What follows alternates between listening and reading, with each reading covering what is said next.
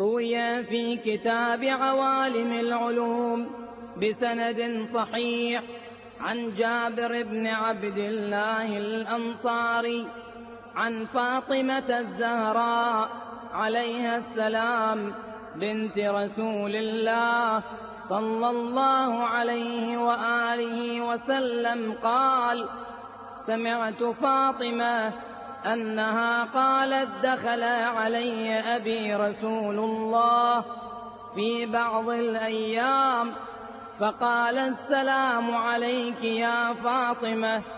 فقلت: عليك السلام. قال: إني أجد في بدني ضعفا. فقلت له: أعيذك بالله يا أبتاه من الضعف. فقال: يا فاطمة ائتيني بالكساء اليماني فغطيني به. فأتيته بالكساء اليماني فغطيته به وصرت أنظر إليه وإذا وجهه يتلألأ كأنه البدر في ليلة تمامه وكماله.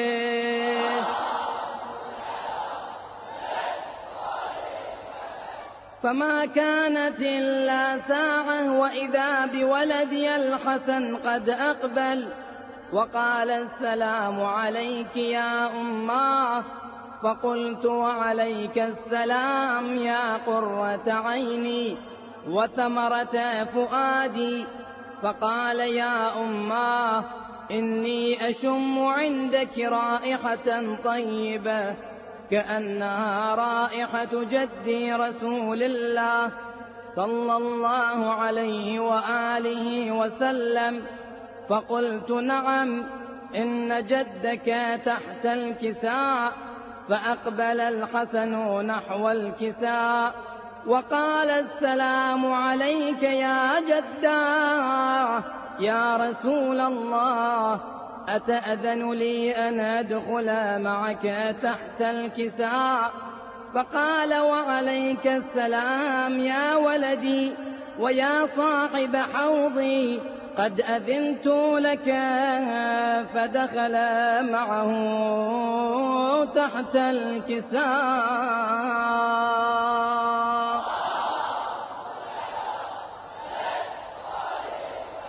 فما كانت إلا ساعة وإذا بولدي الحسين عليه السلام قد أقبل وقال: السلام عليك يا أماه.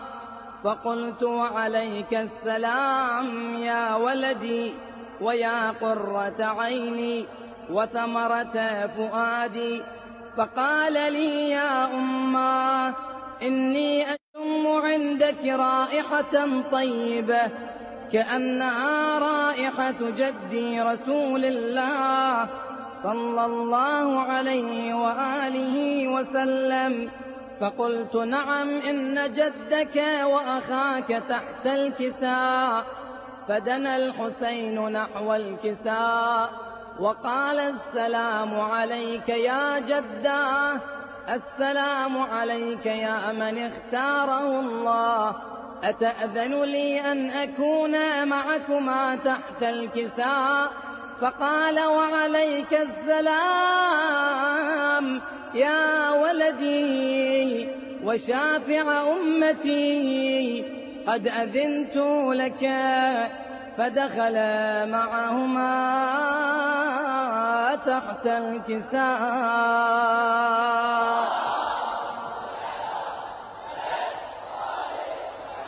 فأقبل عند ذلك أبو الحسن علي بن أبي طالب وقال: السلام عليك يا بنت رسول الله.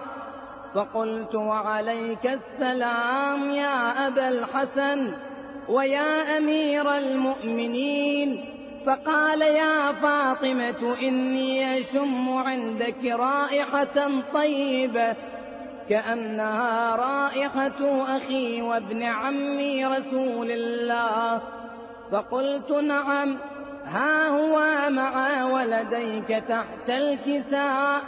فأقبل علي نحو الكساء وقال السلام عليك يا رسول الله، أتأذن لي أن أكون معكم تحت الكساء؟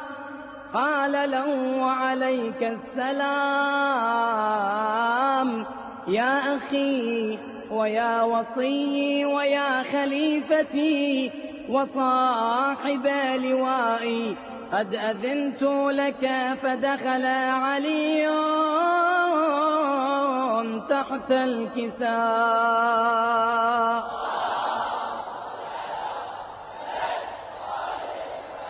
ثم أتيت نحو الكساء وقلت السلام عليك يا أبتاه يا رسول الله، أتأذن لي أن أكون معكم تحت الكساء؟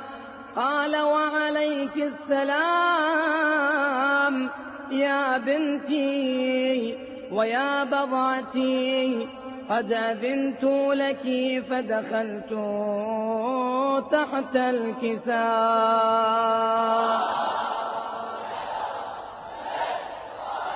فلما اكتملنا جميعا تحت الكساء أخذ أبي رسول الله بطرفي الكساء وأومأ بيده اليمنى إلى السماء وقال اللهم إن هؤلاء أهل بيتي وخاصتي وحامتي، لحمهم لحمي ودمهم دمي، يؤلمني ما يؤلمهم ويحزنني ما يحزنهم، أنا حرب لمن حاربهم وسلم لمن سالمهم وعدو لمن عاداهم ومحب لمن أحبهم، إنهم مني وأنا منهم، فاجعل صلواتك وبركاتك ورحمتك وغفرانك ورضوانك علي وعليهم،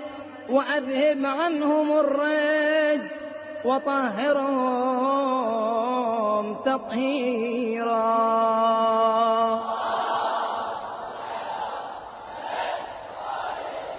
فقال الله عز وجل يا ملائكتي ويا سكان سماواتي، إني ما خلقت سماء مبنية ولا أرضا مدحية ولا قمرا منيرا ولا شمسا مضيئة ولا فلكا يدور ولا بحرا يجري ولا فلكا يسري إلا في محبة هؤلاء الخمسة الذين هم تحت الكساء.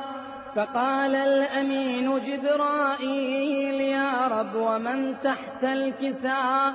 فقال الله عز وجل هم أهل بيت النبوة ومعدن الرسالة، هم فاطمة وأبوها وبعلها وبنوها.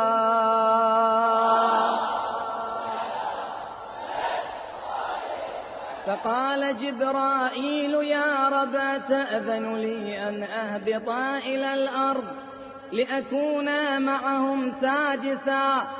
فقال الله عز وجل نعم قد أذنت لك. فهبط الأمين جبرائيل وقال السلام عليك يا رسول الله.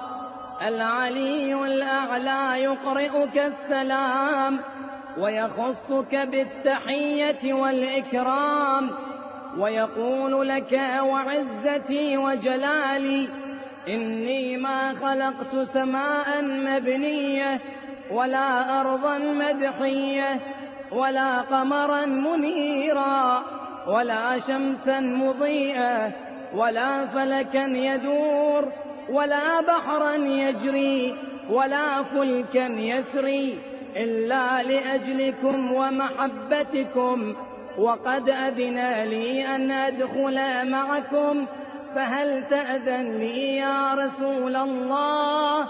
فقال رسول الله: وعليك السلام يا أمين وحي الله، إنه نعم قد أذنت لك. فدخل جبرائيل معنا تحت الكساء، فقال لأبي: إن الله قد أوحى إليكم يقول: إنما يريد الله ليذهب عنكم الرجس أهل البيت ويطهركم تطهيرا.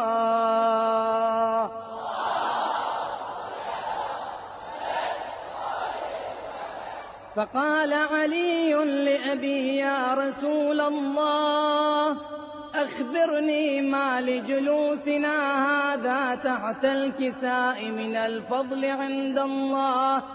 فقال النبي صلى الله عليه وآله: والذي بعثني بالحق نبيا واصطفاني بالرسالة نجيا، ما ذكر خبرنا هذا في محفل من محافل أهل الأرض وفيه جمع من شيعتنا ومحبينا إلا ونزلت عليهم الرحمة وحفت بهم الملائكة واستغفرت لهم إلى أن يتفرقوا.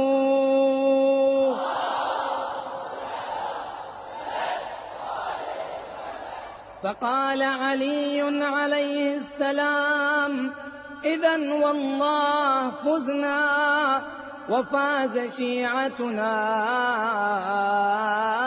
ورب الكعبة.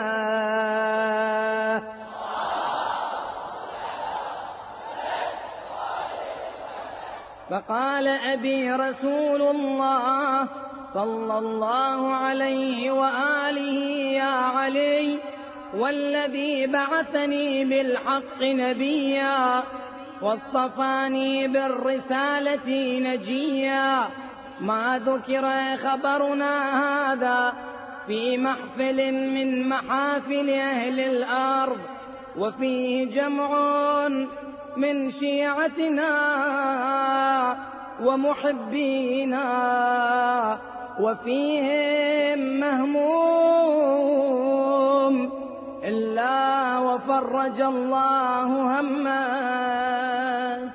ولا مغموم إلا وكشف الله غمه، ولا طالب حاجة إلا وقضى الله حاجته.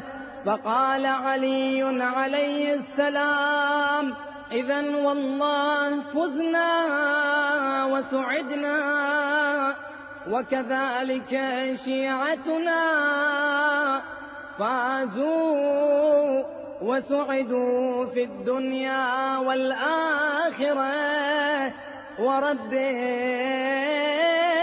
الكعبة.